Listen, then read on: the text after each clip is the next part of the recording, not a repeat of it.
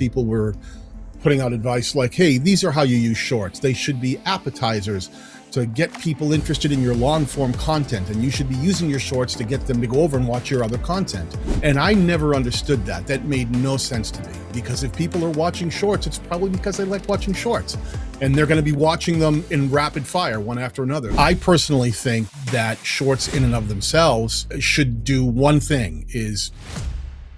Daniel Batal, when people ask you these days, what do you do? What do you tell them? Well, you mean the truth when I actually tell them the truth? 100% the truth. I try to tell the truth. Nothing but the truth. Most of the time. Right. I'm a CIA operative. No, what I tell people most of the time is I've been discovered. When people ask me what I do, because it is somewhat varied, most of the time I break it down pretty simple. Is I help people learn how to edit videos, put them onto YouTube, and grow YouTube channels. So there's usually some component of talking about video editing, softwares for video editing, learning the YouTube platform, and learning how to actually create content that connects with people and get them to start watching, so you can actually, potentially grow an audience, grow a channel, and maybe even grow a revenue and income over it. So, yeah, and that's really interesting, because the reason I wanted to get you on the call is because, our audience are really interested in short form video in particular. I know that you've been doing shorts since 2020, which is pretty early for, shorts, for the shorts game.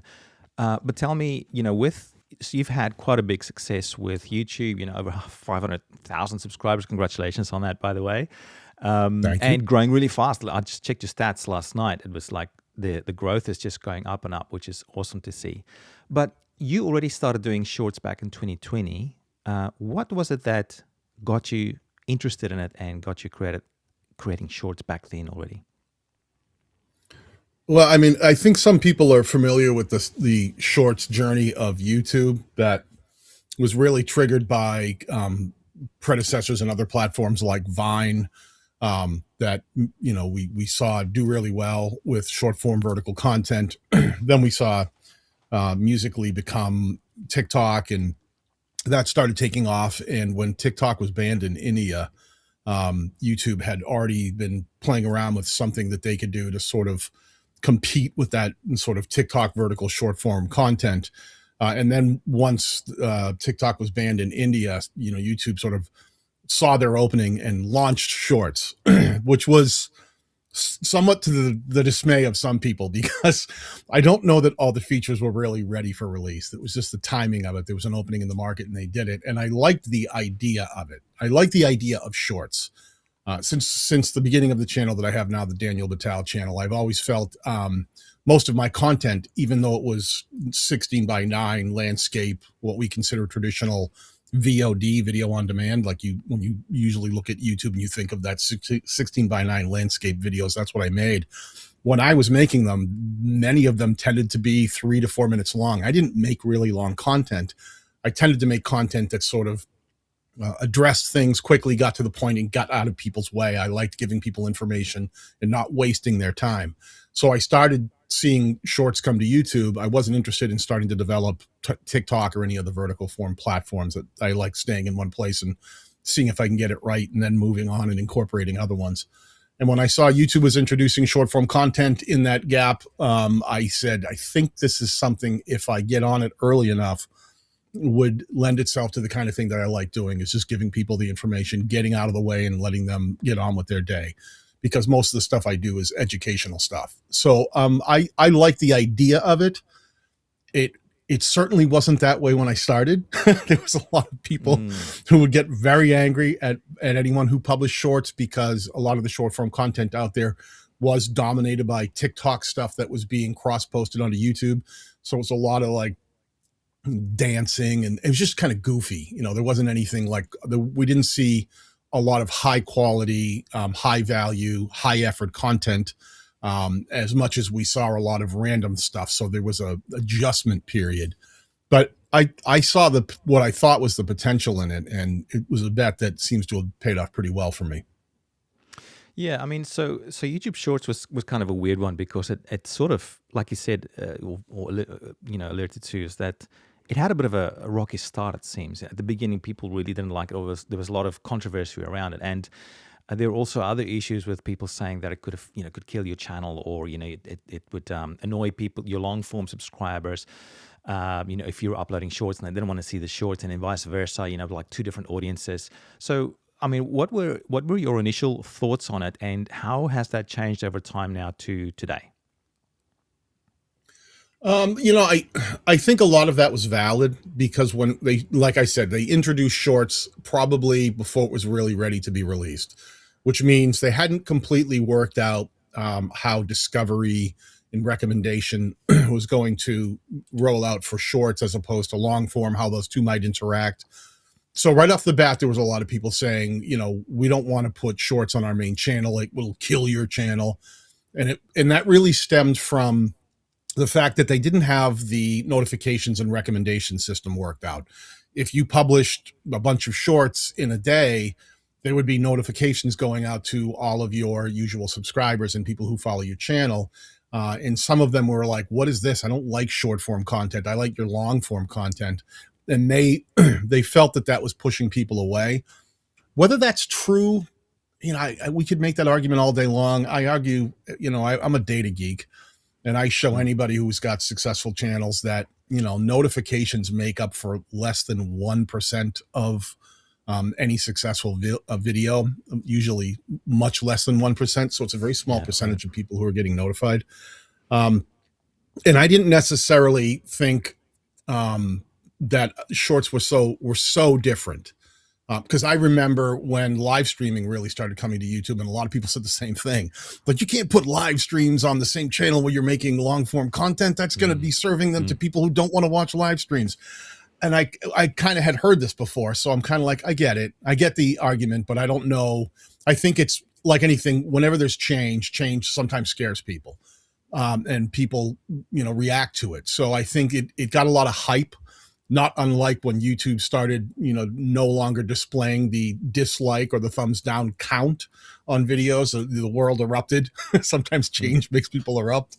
Totally, yeah. So I think that was valid. But what we saw very quickly, as with all things in YouTube, is the teams that work behind the scenes are really good, and they immediately started trying to improve the experience in the way that shorts were being surfaced to viewers. And the way they're surfaced now is completely different than the way they used to be surfaced. So we're seeing a big change, even though some people still hold on to that. Don't put them on your channel. It'll ruin your channel. Some of those old paradigms that really aren't true. But I think we're starting to see people embrace them a little bit more because they've realized they're not going away. It's certainly changed a lot since those beginning days, and I think there's a lot more acceptance. And it's also really interesting how much it's been integrated into the whole YouTube ecosystem as well. And we can dig into that a little bit later on the interview. But one thing I want to ask you about is about 2 years ago, you ran a 30-day challenge for shorts on your channel, and you had some interesting findings there. Can you tell me what was interesting back then when you did that challenge? Because that's already 2 years ago now, which is an eternity on the internet world or on YouTube. Right. So back then, what were your initial reactions, and how would you say that's changed today? It's funny, hindsight is definitely 2020, and sometimes with all things, I think that you need perspective to make good decisions. And I've always said that channels that do well on YouTube, there's a million reasons, why people watch certain channels, but the channels that do well all have one thing in common, and is that is they connect really well with the target audience they're trying to reach. So I think when I looked at it at the time when I ran the challenge, I didn't know a lot about shorts. I didn't know how they were going to affect my channel, but I've always used my channel like a petri dish. I'm the guy who's teaching people how to edit videos and put them on YouTube and grow a channel. So I'm not afraid to throw my channel out there and test things. And if it doesn't work and it hurts my channel, I'll just tell people about it. The goal of my channel is not just to grow it as big as it could possibly be. It's to help people learn how to do the things that I try to do, edit video and grow YouTube channels. So I don't mind using it to test things out and see what happens and see how people react to it. And when I did the first challenge, there was a lot of talk about, oh, it's going to hurt your channel. I said, well, why don't we do this? I'll put a short up every day for 30 days and I'll just track what happens. I'll just sort of see how my audience reacts to it. And it was really interesting some of the data that I was able to pick up, because I was able to see sort of really interesting cumulative effects that I don't think a lot of people pay attention to. I started learning very quickly that YouTube Shorts is quite literally just a microcosm of all the same things that we know about YouTube. That when you publish consistently, YouTube videos will perform better if they're connecting with the target audience. If you stop publishing to your channel, that you'll probably suffer. Your channel will probably lose momentum. The same thing was true with shorts that I found. It literally, the more I did it, the more parallels I started seeing to, wow, it's really all the rules that we think of in long form content is actually true to short form. And it actually helped me disprove a lot of other things that people were saying. There was a lot of stuff going around where people were putting out advice like, hey, these are how you use shorts. They should be appetizers to get people interested in your long form content. And you should be using your shorts to get them to go over and watch your other content.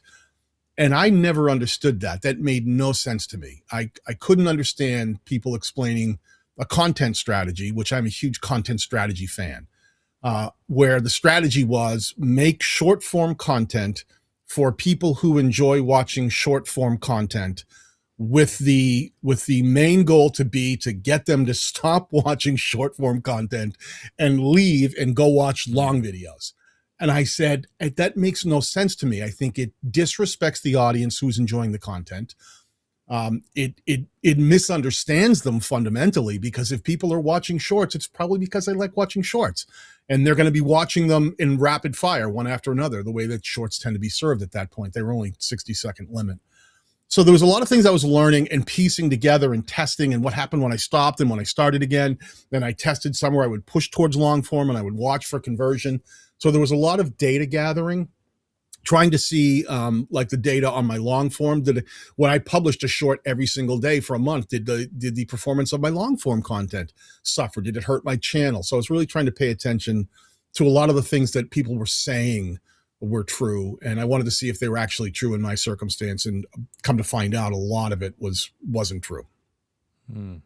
So in an interview a few years ago with Dusty Porter on the YouTube Creators Hub, you talked about this a little bit as well, and you touched on, the purpose of creating short form video, and you talked about how what you just said, maybe you shouldn't be creating your short form video to get people to watch your long form videos, which sort of brings up an interesting thing. And I want to dig into more of the practical things as well, but I think maybe if we can dig into this a little bit more for a second, because a lot of people use shorts like that. So for example, and we do this as well, and I don't think we do it particularly well, but we take our interviews like this and a video podcast, say, and then we chop that up into short form, and then we publish that as shorts, and other platforms as well.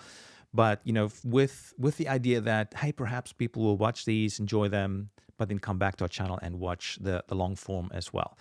But what's your thoughts on that right now? Like, is it a good strategy to still be doing something like that, or is it better to just do individualized videos that are standalone or even in a series, but it's not for the purpose of really getting people to your other long form content? What's your stance on it today?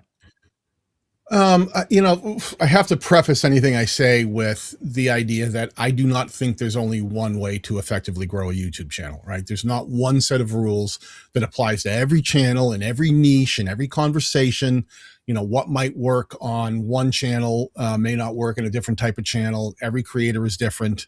I consider every creator an artist, and just like every musician is different. You can give the same song to two different artists, and one might record it and another might record the same song.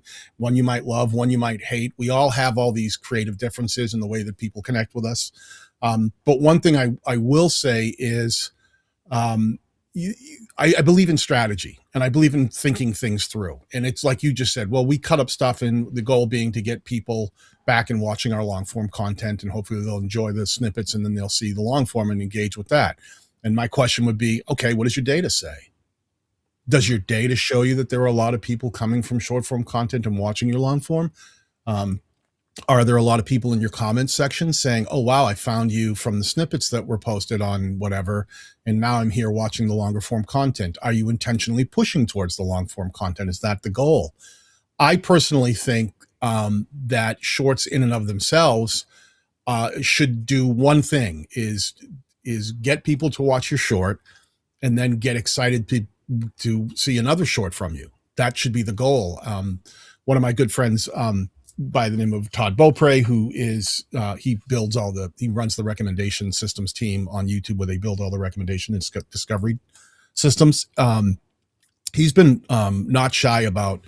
He really feels, and he echoes this when we talk about the most important thing you should be doing in any video is getting that person to watch, get them to watch as much of your video as possible. And then the next thing, the most important thing after that, is get them to watch more of your content. So the same thing is true with shorts. I just feel like it's a bigger ask to say, hey, do you love this short? Cool, go watch my long form content without a reason. Just because they happen to be similar, I don't think is enough. I think that it's a much smarter bet to go, hey, people who love watching shorts, why don't you get them to find the people who might enjoy your conversation, get to engage with your shorts, and then get excited for the next time they see another short from you, so that they go down that rabbit hole and they go, oh, I love this creator, I watch more of their content. That was my approach to shorts, and it's been wildly successful. I have a series called DaVinci Resolve for Noobs. Well, DaVinci Resolve is a video editing software that is, they have a free version that they give away, and they have another version that's a lifetime license that's not particularly expensive, but it's a pro level video editing software. And my approach was, why don't we take this software that's very difficult to learn and build a series that simplifies it? Because when I was trying to learn the software, I kept coming across these very lengthy videos that were, you had to sit, you might as well, pull up a chair, grab a couple of cups of coffee, because by the time you get through these videos trying to learn the software, they were lengthy and they went down deep rabbit holes. And I'm like, man, I just want to learn, like, bring in some footage, learn how to, adjust it and then export it, maybe add some text on top. So I thought there was a big hole in the marketplace for someone to simplify the learning process of a very complex video editing software. So I started that series, DaVinci Resolve for Noobs, and it took time. But once I got enough of those videos made and I stuck with it and refined the process and got better at understanding the kind of things that people were looking to learn, that's when the series really started taking off and doing really well for us. So Yeah. I hope I didn't get too far from your question. It No. really is about, it's strategy. If you're making shorts that you're just randomly hoping, oh, it's cut from a longer piece. Like if you have a longer piece of content, does it stand on its own is always my question. If you cut it into a short, that short needs to exist. If you're a comedy channel, okay, if you're a comedian, that's a perfect example of a niche where long form and short form can work well together, because a comedian does a set that might be 45 minutes long, right? But each of those jokes may be self-contained jokes. They might have segments where they start a joke, it has a beginning, a middle, and a payoff, and the audience laughs, right?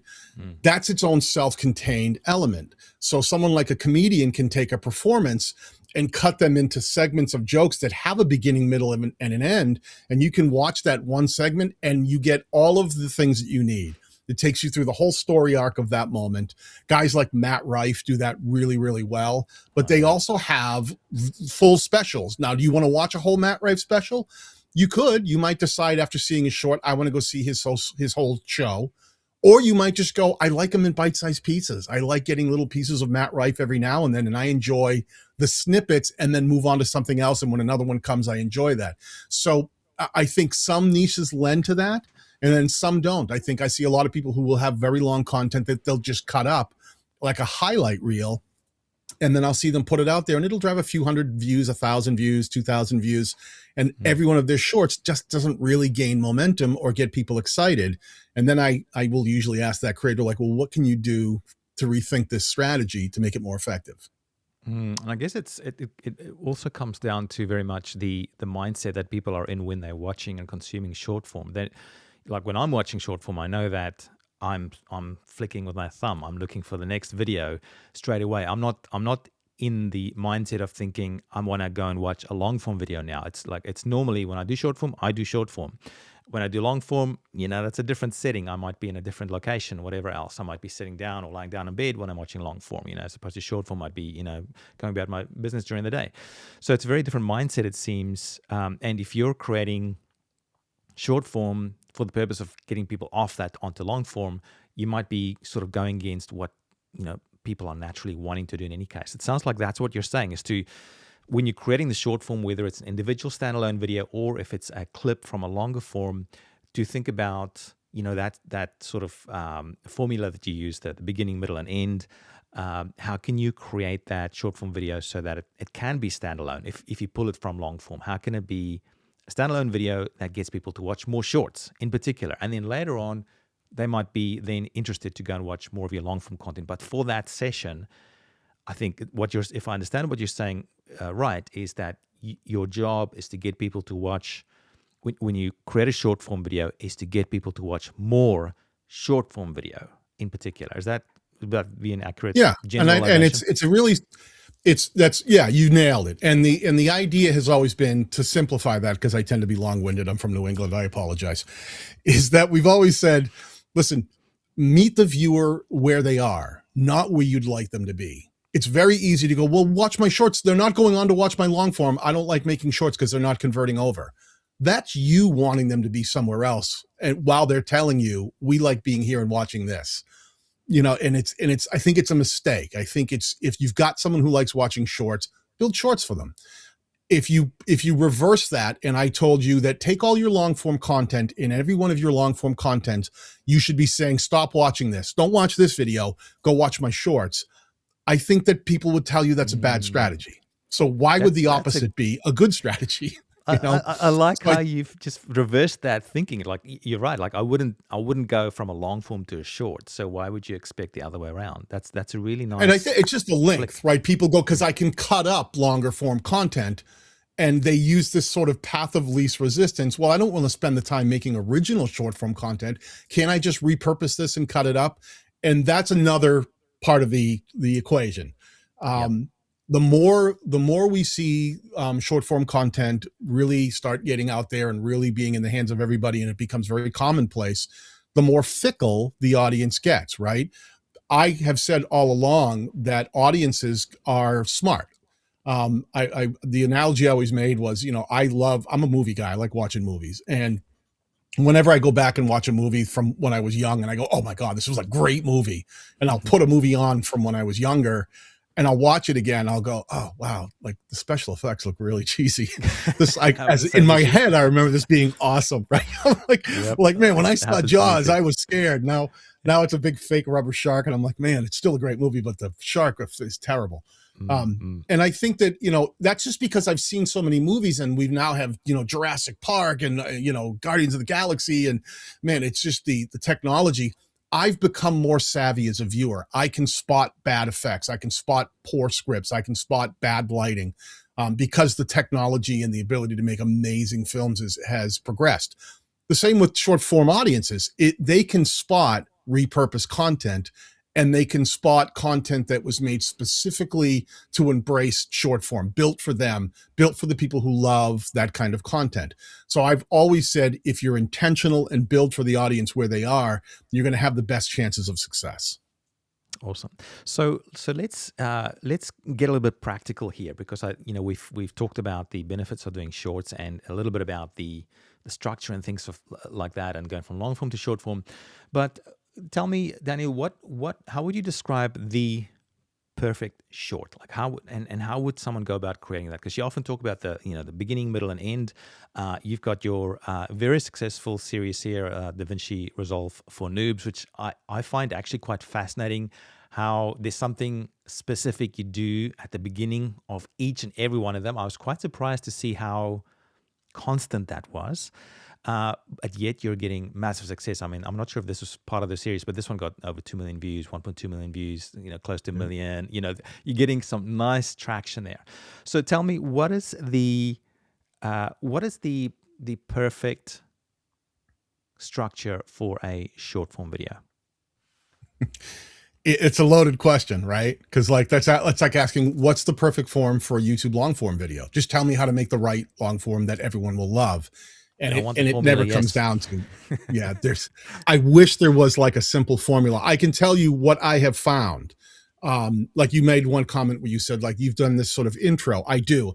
I started the series and I just looked at a camera very poorly shot and I was like, DaVinci Resolve for noobs. And every video short form starts with that. And I thought I will test that out and see if it works and see if people get annoyed with it. And some people did. At some point, people were like, oh my, till this day, I still get people saying, I just watched 20 of your short form content in a row. And I'm so tired of hearing you say DaVinci Resolve for noobs. Could you please stop doing that? But when I put it to the test, I had taken it out in some, and overwhelmingly, I got yelled at by the community where they say, where's the DaVinci Resolve for noobs part? That's how I know to stop scrolling. I see that. It's only that long. I literally say DaVinci Resolve for noobs, and it jumps into the thing. And that intro, I've even tried changing it, doing an updated one, because it was kind of poorly filmed and the audio wasn't great, because I was just testing out at that point. And even changing it gets people really upset because they're like, that's not the original intro that I'm used to. So it's become a very sort of cultural thing where they know if they're flying through a bunch of videos, people who enjoy my content, the minute they see me say that, they stop and they watch to see if it's something that a tip that they haven't learned yet. And it's become a branding play that is a lot more successful than I thought it was. So do I think every short should have an intro?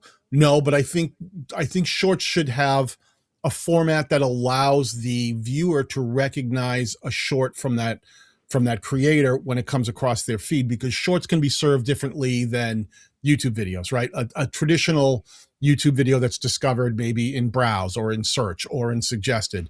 We have these big, lovely thumbnails and titles, and it's easy to spot and go, oh, that's that creator I like. And you'll stop because it's got all that packaging. YouTube shorts, when they're in the shorts feed, they're just one after another. You don't see thumbnails a lot of the time. You don't see titles a lot of the time. It's just short after short after short. And what's going to get that person to stop in their scroll? So that particular branding play worked out well for me.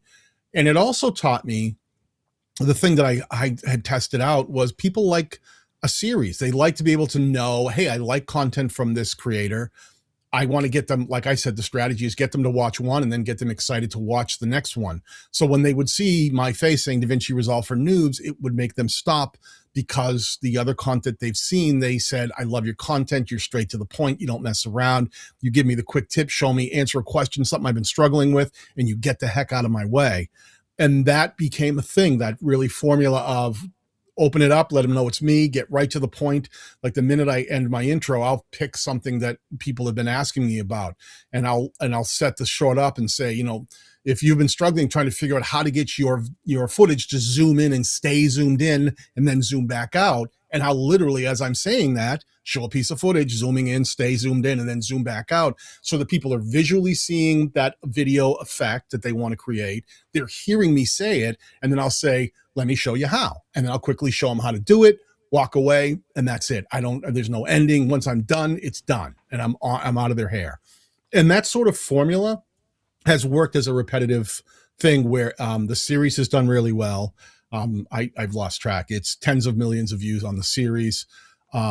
It's turned into a very lucrative sponsorship with Blackmagic Design, the makers of DaVinci Resolve, because surprisingly, it was something I was building, and at one point I said, we need to reach out to DaVinci Resolve and see if we can get them on board. We're making a lot of content.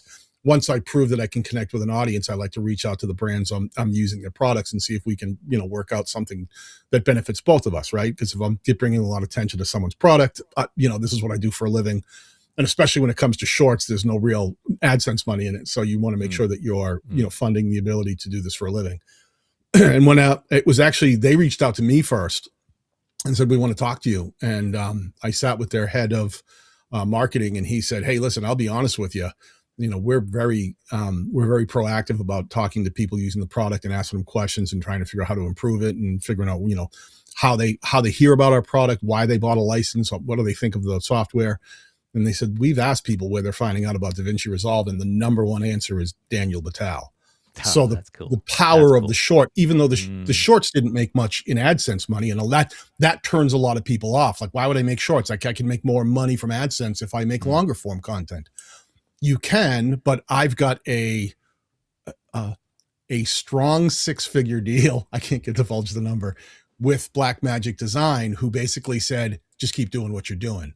So I make way Beautiful. more making short form content that really helps Mm, people learn the software because it connects. It was all about mm, connection. So there's always a mm. way to sort of offset the revenue, and then just build stuff that, I thought the series made a lot of sense. It give people a reason to want to watch the next short from you. Give them a reason that the minute they see something that feels familiar, they stop and they go, oh, I love this content from this creator. And whatever it takes to make that happen, that's what you should be leaning into. Awesome. Before we move on to the next part of the interview, Daniel, when you were talking about the the hook or the beginning part of your video, it's always the same, like every single time, and that was something that really struck me as I was watching your shorts. I was thinking, you know, actually haven't seen this before, because what I often see is people with they might use the same hook or the same words, but it's always a unique recording. Like I've never actually seen someone with the exact same recording right at the beginning. So that was like kudos to you for doing that. So my first question is, I know you're a stats junkie. You probably check your stats multiple times, like I do, every day.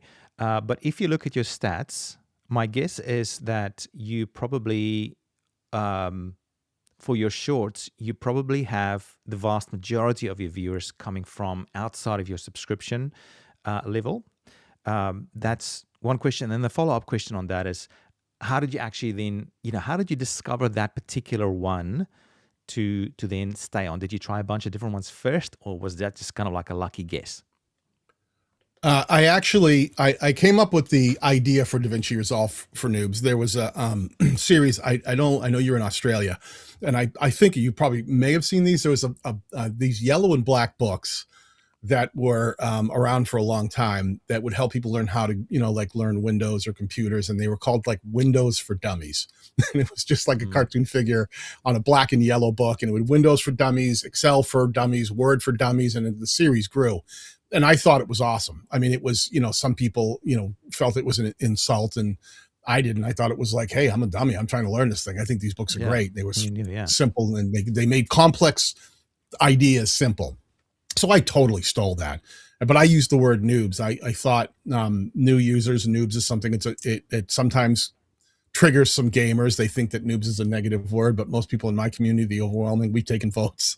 I vote like, you guys, if you want me to stop calling you noobs, and that they overwhelmingly always say, no, we love it. I am a noob. I embrace it. I embrace my always wanting to learn something new. So I think that just building it that way, the data showed that. Very interesting enough. I mean, I am a total data geek, and when I go into my analytics, um, actually, I do very well for returning viewers on the short series, which is what I want to see. Okay. Okay. If you go into a lot of the analytics nowadays, and I'm a big data geek for YouTube Studio, you'll know that they now show us audience, especially on the main pages, where you can see your regular and returning sort of new viewers and returning viewers, and break some of that down. And I find what I'm always looking for is when I launch a new video, I want to see a spike in returning video viewers. I want people who are invested in the channel and the content to really jump on that new video. That I want to, if whether it shows up in their feed or they find it in search or in the browse, because that's the other part. I actually drive more views through YouTube search than I do from the shorts feed, which is surprising Wow. for a lot of people. Yeah. Like, Yeah. wait a That minute, is. your shorts are getting tons of views from search? Yeah. And it's specifically that because people want to find an answer. It's exactly the strategy, right? I felt that there was this complex software that people wanted some answers to, and they don't necessarily want a 2-hour course. They're like, I'm struggling with this one thing. I Mm, can't seem to duplicate a clip in my timeline. I'm having a problem. When I delete one clip, my whole timeline ripple deletes. I just want to remove the clip and leave the space. How do I do that? And I was making videos that said, hey, if you're trying to delete one clip and not have your whole timeline move, this is how. So they were like mm, 30 seconds, 60 seconds long, and people were finding them in search, and they were just going crazy and saying, thank you so much for not wasting my time. because I've always said time is the most valuable asset for any viewer. It's the one thing that when we have to treat with kid gloves, because it's the most valuable thing we ask of our viewers is their time. So don't waste it. Make sure you treat it with kid gloves. So that took off really well. And I actually had, some of the data from the tests. I started getting a ton of Google search traffic too, because YouTube, being owned by Google, they index videos very quickly. So when people were searching things on Google for how to learn something in DaVinci Resolve, my shorts started dominating Google. I have so many people who would say to me, I found you on Google. Now I found your channel. Like I looked up something, I found this short as a Google query, reply. And here I am. I love your channel. I've subscribed. So there's always different ways for stuff to get surfaced. Don't just assume that content is only going to be found in the shorts feed, especially if you're an educational channel where people are looking for information. It can be more than just the shorts feed. Okay, I want to double click a little bit on the results you're getting from search, because I think that is unusual. Normally it's through the shorts feed, or the algo sends them to you, as opposed to, say, getting ranked in Google for your videos, for your short form videos, for your shorts in particular, I should say. Mm-hmm. Tell me, is there anything special that you're doing for video SEO when it comes to your shorts? Because I know with long form, there's a certain strategy you can follow for doing keyword research and optimizing your title and description and tags and stuff like that, even your thumbnail, to hone in on a specific keyword that you want to rank for on YouTube and on Google. Do you do something similar like that for shorts as well, or is it purely, hey, here's a problem that people are struggling with, let's create a video and then just see what comes out? Or do you go into detail with keyword research and things like that as well? That's a great question. I think SEO is not unimportant, but I think it's far less important than it used to be. I think that the single most important thing that YouTube looks at to decide whether or not it's going to serve videos to viewers and connect the two, is whether or not that video serves the needs of that viewer's interests and viewer behavior. Viewer behavior is so much more important than SEO.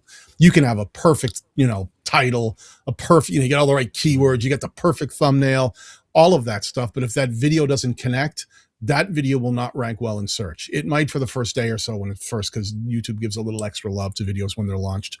But over time, YouTube is smart. YouTube can read thumbnails. YouTube creates closed captions and translates captions into different languages because it listens to videos. So what you're doing in your video is infinitely, at least as much as important as the packaging.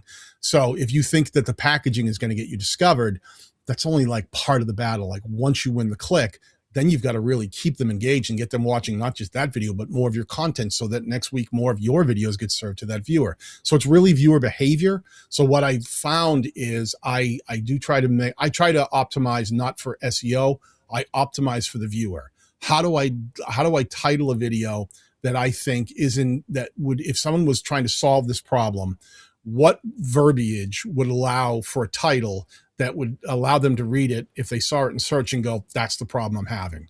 And YouTube is very good at semantic results, meaning you can have videos that rank number 1, 2, 3, and 4 for a search query and not have any of those search words in the title. And it freaks people out because sometimes, there are videos that are semantically similar, meaning they may not use the exact words, but they're talking about that topic. And the videos have performed so well that YouTube understands this video addresses this query. And it will put those two together, even if the title isn't the most optimized for keywords. That's why sometimes you'll be like, I have my exact match title for that search query, and this other video that's not even close to the search term is beating me.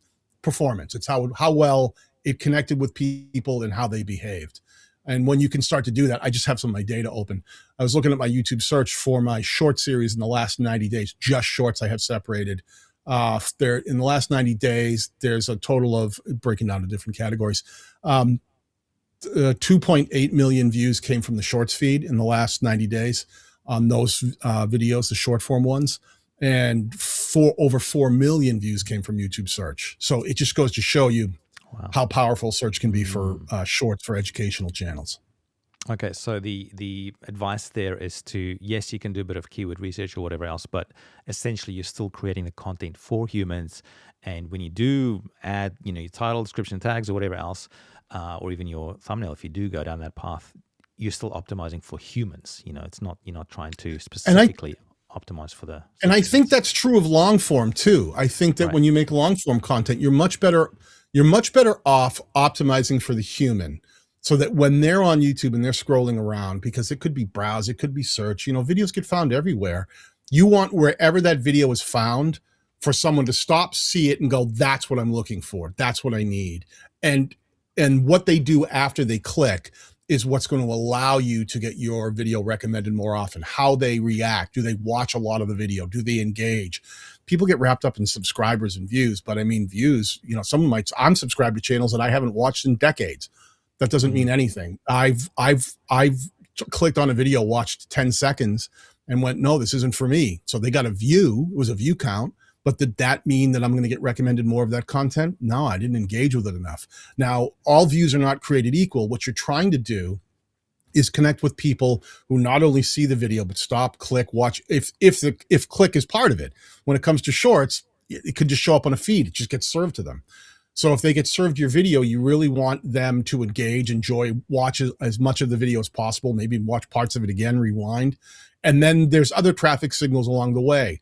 Subscribing is, it is a traffic signal. If someone stops, if they watch the video and they stop and subscribe to your channel, sure, that person is given extra viewer behavior data signals to YouTube to have YouTube go, oh, they seem to be digging this channel.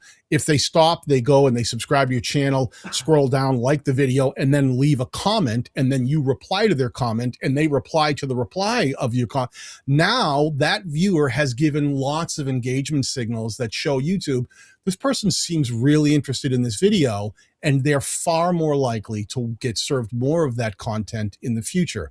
So that's what we're trying to do. It's connecting with the viewer. Do I care that I have the perfect keyword in the title? No, I care that that the person understands what the video is, go down the rabbit hole of watching it, and hopefully that value of that video, whatever length it is, serves their needs, and they walk away going, I don't know what it is about that guy, but I love his content, and they come back and they watch more.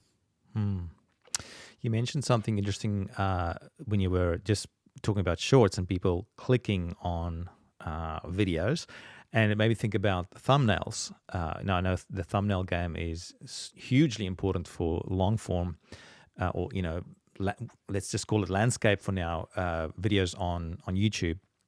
But when it comes to shorts, well, personally, I think they've messed up the whole thumbnail thing. But what are your thoughts on thumbnails for shorts in particular? So I'm not talking about thumbnails for Instagram Reels or TikTok, anything else. I just want to know your thoughts on thumbnails for shorts, because I know there's a hack to get around it. But what are your overall thoughts on it? And if people want to do thumbnails, what's the best way of doing it? Okay, so I'm one of a small handful of creators who gets invited out every year to New York City to meet with Neil Mohan and the heads of all the teams developing the new products. And they take us out to Google's Pier 57, and they do it's a whole big event for a couple of days. And they ask for our input. It's all kinds of creators from across the spectrum. But it's just a handful. It's maybe, I think it used to be 30. I think there's 60 now. And I argue every time. I'm like, give us thumbnails for the shorts, because I'm showing them my data. When I've got the vast majority of my views come from search and you don't allow me to make a thumbnail, you're hurting me. You're hurting me as a creator, especially educational creators. And I make that argument steadfastly. They'll tell you the Kim Larson, who's the head of the creator relations. She's like, yeah, I hear you, Daniel. I know you're going to yell at me about thumbnails. I think they're really important for traffic sources where thumbnails are presented. So YouTube search, browse, suggested, very, very important. Channel pages, when someone comes to your YouTube channel page, like YouTube does a terrible job of, when you go to the shorts page, it's just like, look at this. This is what they're now finally on desktop, straightening it out a little bit. But if you go on mobile, you don't even see the titles for, they're just like the TikTok. They're just they're just, screen grab, screen grab, screen grab, and the amount of likes, or the amount of views. It's really horrible. And it's hard for someone who's trying to find something to find it. So 100%. I think they're very important. And YouTube has said straight to my face, here's the problem. We're trying to lower the barrier to entry for making content for creators. And YouTube Shorts is one of those avenues that we're trying to make easily accessible. You can do it from your phone. That's why they're mobile centric. And we feel that if we force people to have to make thumbnails, that means these creators will now have to work harder and add another step under their process, and it'll make it harder for them to make the kind of content they want to make, because they now have to worry about thumbnails. Just make it optional. My argument back has been, but you built the Shorts feed. You built an entire ecosystem inside of YouTube that doesn't utilize thumbnails. It just serves short after short after short. You've literally built a self-contained space so all of those types of creators can just create shorts the way they want to. But for us, the people outside who also leverage other traffic sources that would benefit from a thumbnail, you're hurting us. So that has been the argument so far. And I should just add one more thing. You said there's a hack. Yeah, the truth is you can actually it's not so much a hack. You can make thumbnails now, but you have to do it through mobile. You can't make full custom thumbnails. What you can do is on the mobile app, if you go in, you can't even go in through YouTube Studio app. You have to go in through the YouTube app itself, be logged in. Right. Go to your homepage, and then you can look at your content. And when you open up your content, it says manage content. If you click on that, you'll see all your content. And if you click the 3-dot ellipsis, you can edit your videos.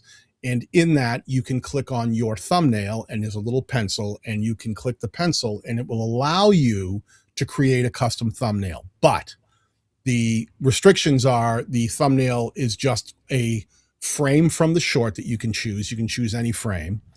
Once you have chosen the frame, they have some very basic tools that will allow you to add some text, some arrows, some things like that, overlay.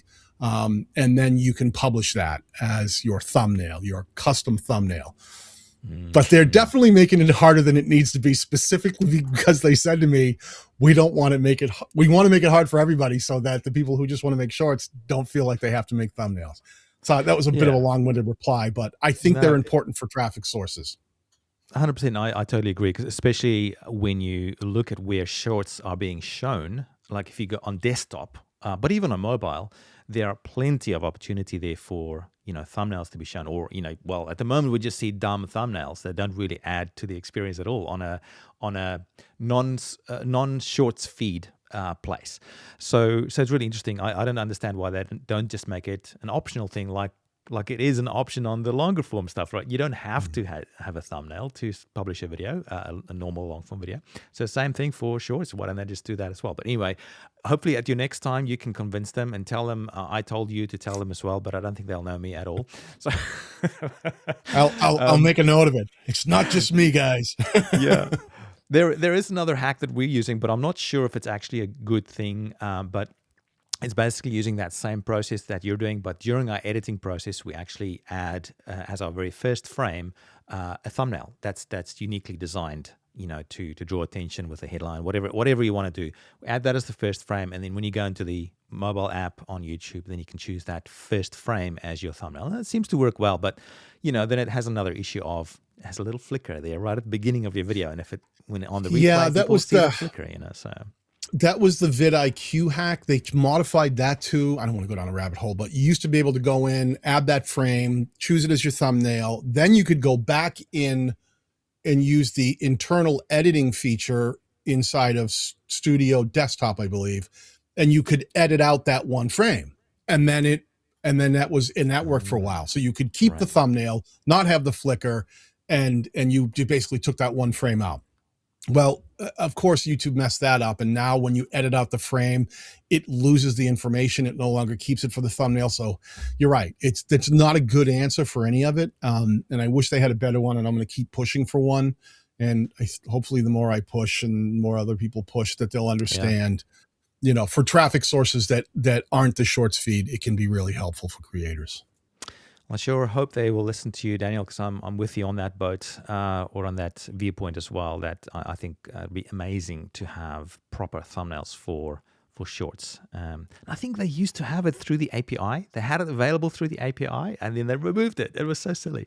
But anyway, At the very beginning, which was yeah, weird because at the very beginning, again, remember I said that kind of they threw shorts out there because TikTok yeah, was banned in India, and India was a huge market, and they went, oh my yeah, gosh, let's get this out there now. You could upload a short via desktop and you could make a custom thumbnail, but it was a 16 by 9 thumbnail, not a 9 by 16, which made more confusion because you'd click on something and then it was vertical and it threw some people off, and they ended up getting rid of that as well. So you're absolutely right. But it's really funny. Like a lot of like I told you, I'm a total data geek, and I sit for hours studying all kinds of data. And most viewers who watch long form content from their mobile phone don't turn their phone. Kind of interesting. Like you go, well, like I'm a 16 by 9 guy. I want my phone this way. That's how I'm going to watch the content, right? They don't. Most viewers will keep it, even if it's 16 by 9, will watch this way, and then they'll use the comment section or the description and all the other features in there. And that's one of those things that helped me really want to lean into shorts, because I said, if they're already not turning their phones, most of them, not everybody, but people who are watching this content, why not give them something they click and it takes up the whole screen? Because then I think that's a better experience. They're not turning their phone. It's just it comes on and it's filling the whole screen. They're holding it normally. I kind of feel that's a good thing. I have a whole bunch of other arguments I could make about the fact that they litter the screen with thumbs up, likes, thumbs down, comments, title. I mean, it's like you almost can't see the short some of the time with all the stuff they've got overlaid. I wish they would give us something to easily toggle it off consistently, but it is what it is. I think there are things they've done that I love with shorts that really great. Like when you publish a short now, even if someone is subscribed to your channel and has all notifications on, they do not receive an immediate notification of publishing. What YouTube does is it uses a lot more personalized data. So they usually wait a few days and they'll look at who has been watching shorts and enjoying shorts. And then they'll slowly send out notifications to people who enjoy watching short form content, so that they're not overwhelming these channels with all kinds of notifications from channels that are pushing out shorts to people who don't want to watch shorts.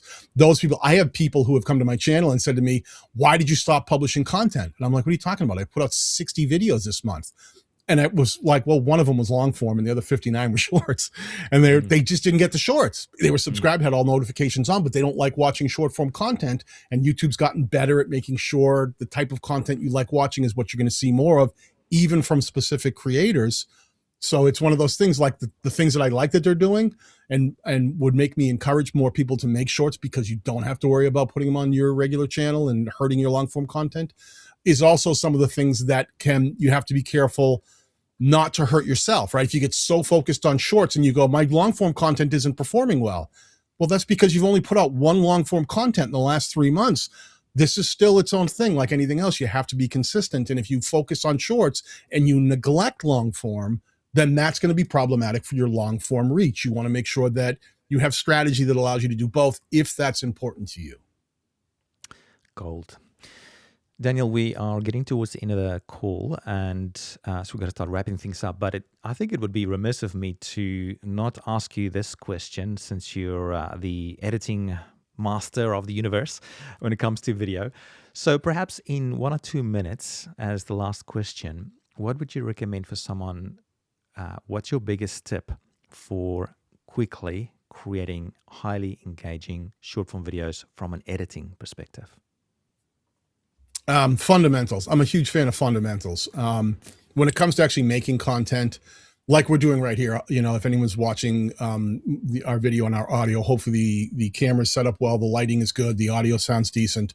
Those are huge, fundamental, important things. If you're making short form content, make sure it looks good and sounds good, right? That's step number one. You want to make sure, you don't want to just make it look like, all this stuff was throwaway content. Make it feel like it has value, looks good, sounds good. So the experience for the viewer is good. And then when it comes to making the actual content, value the viewer. Like make the needs of the viewer be more important than your own needs. You can make any kind of content you want, but if you're trying to reach a lot of people, it's like opening up a restaurant. Don't just make the things that you like eating if you're trying to sell food.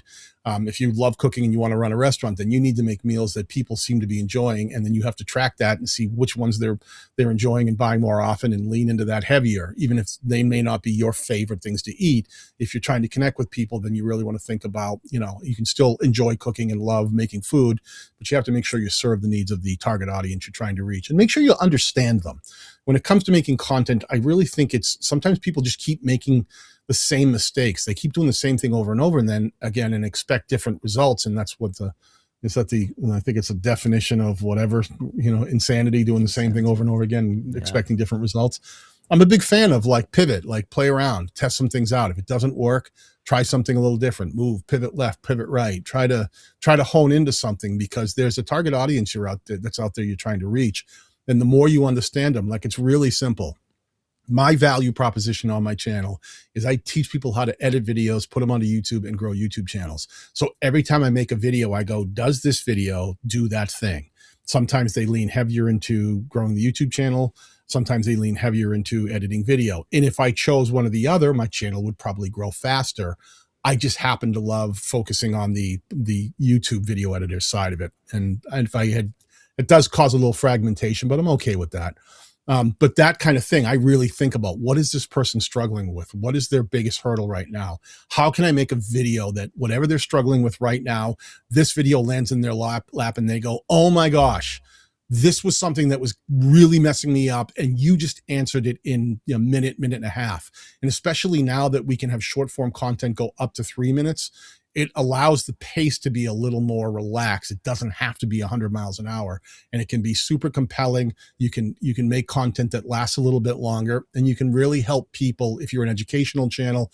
But whatever you are, whatever the needs of the audience are, really focus on serving their needs, and make sure, if you're going to make shorts, that they are complete videos, just like a long form, a start, a middle, and end. They should serve and stand on their own, serve the needs of the viewer, and exist and do their thing without any other surrounding things going on. That's what's going to allow that individual short to reach new people who have no idea who you are, who are going to watch it and go, oh my gosh, this thing came across my feed. I watched it, and this guy totally was talking about stuff I'm interested in and nailed it, gave me information that I was looking for, or made me laugh, or did something that really made my day, showed me something I didn't know, or brought me someplace I'd never been or thought about going. Whatever your niche might be, just really serve the needs of that person and have them walk away and go, man, that's the kind of video I would share. A huge metric I pay attention to on my own content: how often is my content shared?